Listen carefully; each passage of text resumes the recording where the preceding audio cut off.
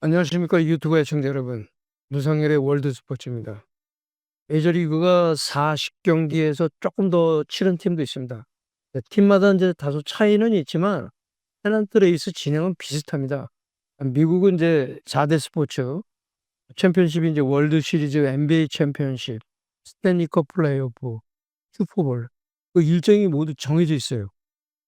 KBO 리그는 장마철이 있고 일요일, 월요일마다 경기를 정해 놓잖아요. 그러니까 팀별 경기 수가 차이가 많이 나요. 예전에 이제 모 감독은 기가 예보만 되면 무조건 경기를 뒤로 미뤘어요. 굉장히 유리하거든요, 나중에 경기하는데. 예, 요즘은 이제 경기 감독관이 있어서 감독 마음대로 할 수 없는 그런 상황이 됐긴 했습니다. 이것도 다 그 특정 감독 때문에 만들어진 거라고 생각해도 돼요.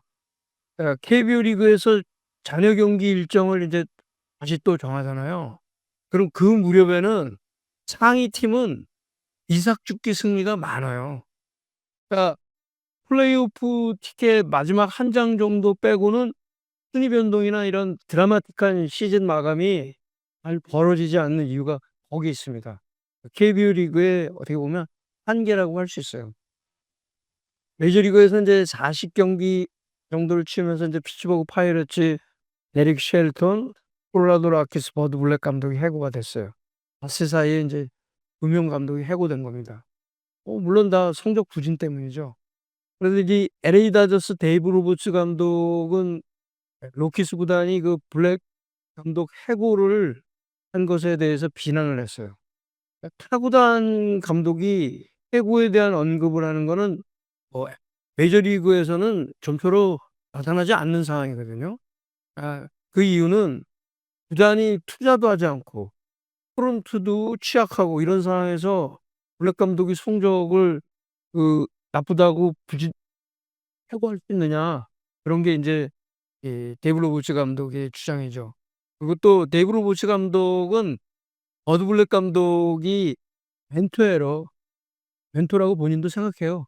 샌디에고 파드레스 감독으로 버드 블랙이 있을 때 데이브 로버츠가 코치로 함께 있었거든요. 현역 시절에 통산 121 승, 평균 자책점 3.84를 기록했던 투수 출신 감독이에요.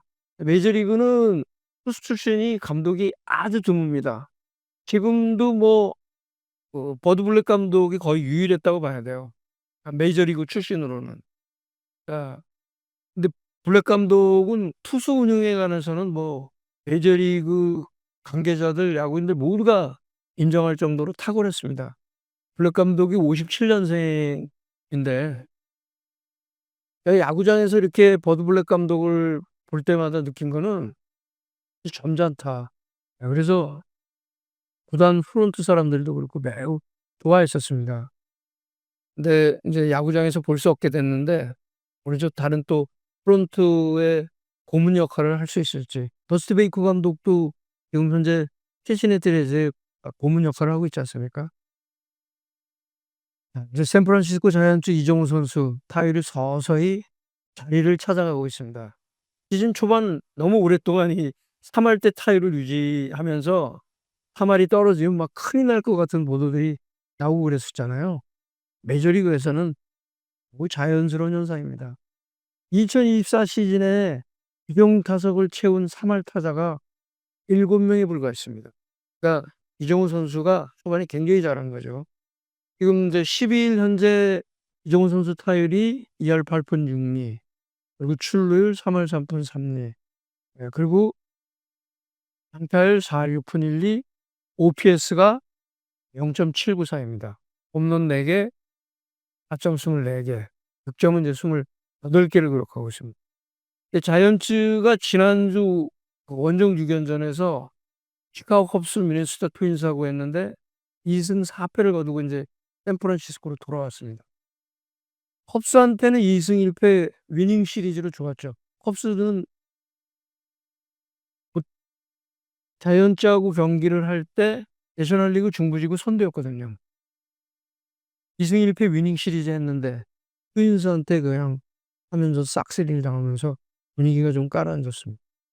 이 일요일 경기는 4대 2, 5대 5 동점이 되고 연장 10회에도 먼저 점수를 내고 그랬는데 끝내기 안타를 허용하면서 역전패를 당했습니다.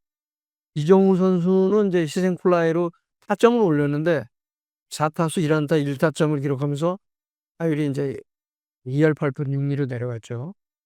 원정 6연전에 들어가기 전에 타율은 3할 5리였어요. 그래서 인제 결국 2할대로 내려간 겁니다. 이번 원정 6연전에서 26타수 5안타, 타율 1할 9푼 2리를 마크했습니다. 장타는 이제 콥스 구장 리글 필드에서 홈런 1개가 유일했습니다. 2루타도 없었죠. 6연전에서. 그리고 볼넷도 1개도 고르지 못했습니다. 삼진은 2개였는데. 볼넷이 없으면 타율이 떨어지게 마련입니다. 그러니까 인제 타율이 지금 2할대로 내려온 건데요. 제가 이 문상열의 월드스포츠를 진행하면서 이정우 선수가 4월 고공비행을 할 때 장기리스의 그 원정 시차 등을 겪으면서 고비가 올 것이라고 지적한 적이 있어요. KBO 파들이 모두 겪은 경험입니다. 선발 투수는 그래도 이 이런 통과 의례에서 쪼끔 벗어날 수가 있어요. 왜냐하면 닷새 만에 등판하고 고비를 무사히 넘길 수 있는 그 여지가 있는데 일마다 경기를 치르는 야수는 다릅니다. KBO는 월요일마다 쉬지 않습니까? 또 날짜를 정해 놓고 쉬는 것과 이동일을 겸해서 부정기적인 휴일은 컨디션 유지하는 데 큰 차이가 납니다. 또 하나가 상대의 대비입니다. 전반기에 펄펄 날다가 후반기 들어서 주춤거리고 꼬꾸라지는 선수들 있죠? 그건 뭐냐면 상대의 스카우트 리포트에 대해서 그쪽에서 대비책을 세우게 되는 거거든요. 어떤 볼에 약하고 어떤 점에 취약하고 이런 것들을 대비를 하니까 전반기의 상승세를 후반기에도 이어가기가 어렵죠. 물론 슈퍼스타는 이 고비를 넘기는 거예요. 그러니까 좋은 기록들을 낸 한번 신인들 한번 보세요. 2 년생 징크스. 그런 것도 비슷하지 않습니까? 어 근데 이런 것들은 야구가 도드라지게 나타나요. 다른 종목은 그렇게 전반기 후반기 성적이 격차가 크거나 뭐 신인들의 뭐 이 신인왕을 그다음에 뭐 2 년생 징크스, 석고무 징크스 이런 거 다른 종목에서는 그렇게 나타나지 않아요. 야구만이 야구가 또 멘탈 스포츠이기 때문에 도드라지는 겁니다. 그러니까 이정우 선수의 그 월간 성적을 한번 보게 되면은요. 표에서 이제 보실 수가 있는데 3-4 월에 30 경기에 출장을 했습니다. 그래서 4 월로 묶었는데요. 타율이 3할 1푼 9리, 출루율 3할 7푼 5리, 장타율 5할 6푼 6리, OPS가 0.90이었어요. 2루타 11개 쳤고 3루타도 2개, 홈런 3개, 타점 18개를 작성했습니다. 근데 5 월에는 38타수 7안타가 돼 갖고 1할 8푼 4리에 출루율 2할 그리고 장타율 2할 6푼 3리, OPS 0.463, 홈런 1개, 타점 6개입니다. 그러니까 이 5 월의 장타가 지금 홈런이 유일해요. 2루타도 없어요. 그러니까 지금 인제 보면 그 OPS도 지금 떨어지고 있는데 그래도 여전히 리그 평균보다는 높습니다. 현재 메이저리그 평균 OPS가 0.708 이에요. 이정우 선수는 평균보다는 훨씬 좋죠. 그리고 이제 원정 6연전에서 타율을 이제 이정우 선수가 까먹었는데 12 일부터 시작되는 홈 9연전에서 이제 다시 좀 충전할 수 있는 기회가 온 건데요. 그 지구 라이벌 애리조나 다이아몬드백스하고 3연전, 오클랜드 에이스하고 3연전, 캔자스시티 로열스 3연전으로 이어지는 일정입니다. 세 팀 모두 승률 5할 이상을 마크하고 있습니다. 그러니까 이정우 선수 개인은 홈 원정 기록이 큰 차이는 없습니다. 한번 그 표 보시면 이제 아시겠지만 타율이 홈에서 3할 3리로 타율은 높아요.